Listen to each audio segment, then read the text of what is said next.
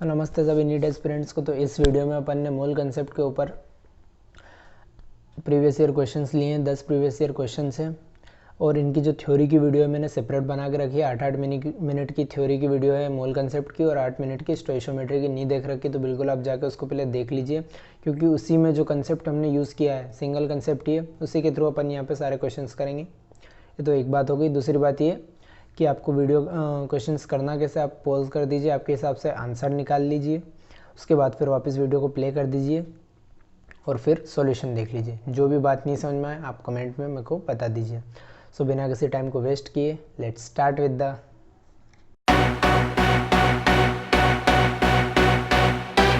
पहला question.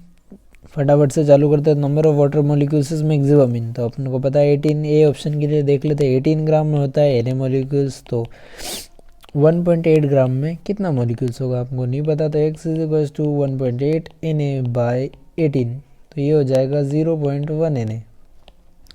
B option के लिए चेक करते हैं। 18 ग्राम ऑफ Na में 18 ग्राम में कितने होते हैं, 18 ग्राम में सीधे हो जाते हैं Na मॉलिक्यूल्स, तो ये हो जाएगा Na मॉलिक्यूल्स। सी ऑप्शन के लिए देख लेते हैं। 18 मोल्स ऑफ वाटर, 18 मोल, एक मोल में होता है Na मॉलिक्यूल्स, तो 18 मोल में 18 मोल में कितने होंगे, तो 18 मोल में 18 Na मॉलिक्यूल्स हो जाएंगे। सी डी ऑप्शन होता है 18 molecules of water, 18 molecules of water, ये तो बिल्कुल नहीं हो सकता। Na तीनों में Na आ रहा है, इसमें Na ही नहीं आ रहा है। सिंपल सिर्फ 18 मॉलिक्यूल तो बहुत ही कम हो जाते हैं। Na सबसे ज़्यादा Na को है 18 Na, एक Na 0.1 Na, तो C option direct clear cut answer. Second option, the number of atoms, question आपने पढ़ लिया होगा। तो ट्राइएटॉमिक गैस क्या होती है, जैसे ओजोन, ये ट्राइएटॉमिक गैस, कोई भी एक गैस मान लिया हमने, X3 होगा तो उसको ट्राइएटॉमिक बोलेंगे, X2 होता तो उसको डायटॉमिक बोलते हैं, ये डायटॉमिक है। तो इसी प्रकार 0.1 मोल ऑफ ट्राइएटॉमिक, तो 0.1 मोल में मॉलिक्यूल्स कितने होते हैं निकाल लेते हैं। 0.1 मोल्स के अंदर, सॉरी पहले इसको काटते हैं, एक मोल के अंदर Na मॉलिक्यूल्स होंगे उस गैस के, तो 0.1 मोल्स के अंदर कितने मॉलिक्यूल्स होंगे, दोनों को डिवाइड किया, बीच में इक्वल्स टू का साइन लगाया, तो x is equals to 0.1 Na आ जाएंगे। इतने तो मॉलिक्यूल्स होंगे उसके अंदर, और उसके एक मॉलिक्यूल के अंदर 3 एटम है, तो इतने मॉलिक्यूल को 3 से मल्टीप्लाई कर देंगे तब जाके उसके टोटल एटम्स आ जाएंगे। तो 0.1 Na को मल्टीप्लाई बाय 3 किया तो 0.3 Na आ गया। अब 0.3 इंटू Na की वैल्यू आ जाती है 6 इंटू 10⁻23, तो ये हो जाएगा 1.8 इंटू 10⁻23 एटम्स। मॉलिक्यूल कितने उसके अंदर 0.1 Na, और उसके एटम्स कितने, तो मल्टीप्लाई बाय 3 कर दिया, क्योंकि एक मॉलिक्यूल के अंदर 3 एटम है। Second option, second question clear. Third question, the number, Avogadro number को चेंज कर दिया यहाँ पे। Na का मतलब होता है 1 मोल, और 1 मोल में मॉलिक्यूल्स होते हैं, मतलब जो भी क्वांटिटी होती है 6 इंटू 10⁻23। ये एक स्पेशल नंबर है जिसके कारण उसका जो मोलर मास है वो एटॉमिक मास के बराबर ग्राम में आ जाता है। Na की वैल्यू कर दी कम, Na की वैल्यू कम कर दी है, Na की वैल्यू अब कम कर दी और घटा के कर दी 6 इंटू 10⁻20, तो एक मोल तो उतना ही रहेगा, इसको एक मोल बोलेंगे। अब मॉलिक्यूल्स के अंदर होगा कम, 6 इंटू 10⁻20 ही रहेगा, तो उसका जो एटॉमिक मास है वो ग्राम में नहीं हो पाएगा, और इतना जो इसका जो मास है वो कुछ ना कुछ कम आएगा, क्योंकि मॉलिक्यूल्स, इतने मॉलिक्यूल्स लेते थे तब जाके ग्राम में बनता था इतने एटॉमिक। अब इससे थोड़ा सा कम कर दिया है, 23 पावर थी, मतलब 1000 टाइम्स कम कर दिया है, तो कुछ ना कुछ मास भी बिल्कुल कम हो जाएगा। तो ये मोलर मास में चेंज आ जाएगा, क्योंकि मॉलिक्यूल्स कम है तो मास भी कम हो जाएगा उतनी क्वांटिटी का, तो ये मास ऑफ 1 मोल कार्बन में चेंज आ जाएगा। The number of moles of hydrogen molecule to Haber's process की 3H2 plus N2 gives 2NH3। ये बैलेंस्ड इक्वेशन है। स्टोइकियोमेट्री के लिए सबसे पहले बैलेंस्ड इक्वेशन करनी जरूरी है, स्टोइकियोमेट्री लगानी है।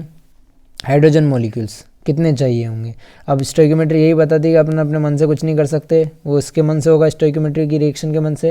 रिएक्शन बताती है 3 मोल्स के साथ 1 मोल N2 रिएक्ट करेगा H2 के साथ, तो 2 मोल अमोनिया बनेंगे। अब यहाँ पे इसकी मल्टीपल्स में देख ले, तो 3 मोल से 2 मोल अमोनिया बनेगा, तो कितने मोल से 20 मोल अमोनिया बनेगा, तो ये हो जाएगा 2 10 जा, तो x की वैल्यू जो आ गई 3 इंटू 10 इज इक्वल्स टू 30, तो 30 मोल्स अगर हाइड्रोजन लेंगे तब जाके 20 मोल्स अमोनिया बनेगा। ये क्वेश्चन क्लियर है। अब यहाँ आ जाएगा H2 plus Cl2, H2 plus Cl2 gives 2HCl। अब यहाँ पे क्या देखेंगे, 22.4 लीटर्स, कितना डायरेक्ट दिख रहा है अपने को, इसका मतलब हो जाएगा 1 मोल। 11.2 लीटर Cl2 मतलब कितना हो गया, आधा मोल।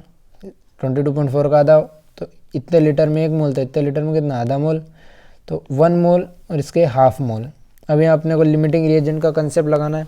1 मोल इसके 1 मोल के साथ मिलता, इसका 1 मोल होता है और इसका भी 1 मोल होता है, तो इसके 2 मोल बन जाते हैं।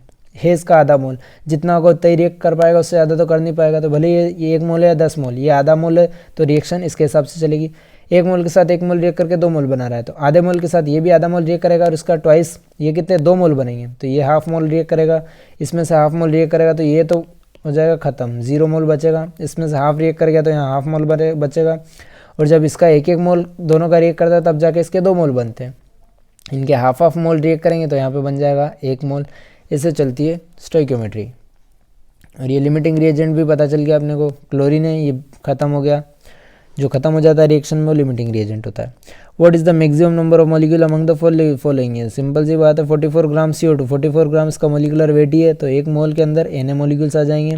तो ए के अंदर Na मॉलिक्यूल से B 48 ग्राम O3, तो ये O3 एक का होता है 16, 3 ज़ा 48, तो मॉलिकुलर वेट इसका भी 48 है ओजोन का। और मोलिकुलर वेट मतलब 1 मोल ही दे रखा है ये भी, तो Na मॉलिक्यूल्स आ जाएंगे।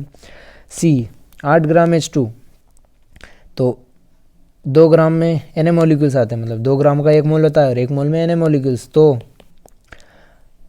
8 ग्राम में कितने मॉलिक्यूल्स हो जाएंगे, 2 ज़ा 2 4 ज़ा, तो X = 4 Na। D 64 ग्राम SO2, तो इसका मोलिकुलर वेट है, मतलब 1 मोल का वेट है, और 1 मोल का वेट है मतलब 1 मोल है। 1 मोल में आते हैं Na मॉलिक्यूल्स, तीनों में Na है, C में 4 Na है, सबसे ज़्यादा किस में है, C में। 10 ग्राम हाइड्रोजन, ये भी H2 + O2 gives H2O। अब यहाँ जाएगा रिएक्शन को 10 ग्राम, ग्राम अपन डील करते नहीं, अपन मोल, मॉलिक्यूल्स और वॉल्यूम दे रखता है तो ही डील करते हैं। अब ये आ जाएगा 10 gram hydrogen, 64 gram oxygen were field when still exploded, तो 10 ग्राम मतलब, तो ये हो जाएगा 2 ग्राम का होता है, 2 ग्राम में 1 मोल होता है, तो 10 ग्राम में कितने मोल होंगे, 2 ज़ा 2 5 ज़ा, X = 5 मोल। इसके देख लो 32 ग्राम में 1 मोल होता है, तो 64 ग्राम में कितने मोल होंगे, तो X = 2 मोल्स, तो इसके 5 मोल, इसके 2 मोल। अब यहाँ पे लिमिटिंग रिएजेंट देखना पड़ेगा, इसका 1 मोल होता है, इसका में 1 मोल होता है, तो हम डायरेक्ट बना देते, रिएक्शन बैलेंस नहीं है, 2H2O 2 2 ज़ा ये होगा। इसके 2 मोल के साथ इसका 1 मोल रिएक्ट करता है और इसके 2 मोल बनते हैं, इक्वेशन ये बोलती है। अब इसके हिसाब से देखना है, 2 मोल दे नहीं रखे, नहीं तो डायरेक्ट ही बोल देते 2 मोल इसका 1 मोल, तो यहाँ दे रखे इसके 5 मोल, इसके 5 मोल के साथ इसके कितने रिएक्ट करेंगे देखते हैं। अब इसके 5 मोल 2 मोल के साथ 1 मोल O2 रिएक्ट करता है H2 के, तो 5 मोल के साथ कितना रिएक्ट करेगा, तो भाई X = 5/2, तो इसकी वैल्यू हो जाएगी 2.5। यहाँ 2 है, 5 मोल के साथ इसका 2.5 रिएक्ट करता, यहाँ पे 2 ही मोल बचा है। तो अब ये नहीं देखेंगे कि इसके साथ इतना कितना रिएक्ट करता है, क्योंकि इतना तो है ही नहीं। अब देखेंगे 2 मोल O2 के साथ कितना ये रिएक्ट करेगा, तो ये देख लेते हैं। 2 मोल के साथ 1 मोल के साथ रिएक्ट करता है 2 मोल ऑक्सीजन के, 1 मोल के साथ 2 मोल हाइड्रोजन, तो ऑक्सीजन के 2 मोल के साथ कितना मोल हाइड्रोजन, तो X = 4 मोल रिएक्ट करेगा। इसके 2 मोल थे, 2 मोल रिएक्ट करने के बाद और 2 मोल के साथ इसके 4 मोल को ले गया, ये ख़त्म हो गया। अब रिएक्ट तो किसी से कर ही नहीं पाएगा, ख़त्म बात। 5 में से 4 मोल इसके यूज्ड अप हो गए, 1 बच गया, ऑक्सीजन ख़त्म हो गया, रिएक्शन ही बंद हो गई।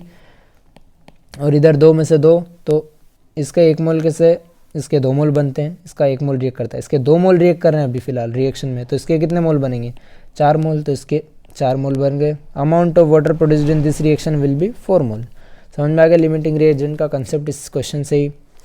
What volume of oxygen measured at 0 degree Celsius and 1 atm pressure, तो ये हो गया STP। सीधी सीधी भाषा नहीं बोली इनने, STP और बोल दिया कि 0 डिग्री सेल्सियस 1 atm प्रेशर, ये STP आ गया। STP पे पूरी रिएक्शन है, वैसे इसका कोई ज़रूरत भी नहीं है।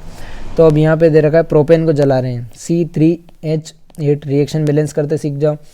अब हाइड्रोकार्बन है, इसकी कंबशन रिएक्शन बहुत इजी होती है। हाइड्रोकार्बन ऑक्सीजन की प्रेजेंस में रिएक्ट करता है और इससे बनता है CO2 और H2O। अब इसको रिएक्शन कैसे बैलेंस कैसे करना है, जितने कार्बन है इधर CO2 के आगे इतने लिख दो, हाइड्रोजन कितने, उसके आधे H2O के आगे लिख दो, 8 है तो इधर लिख दिया 4।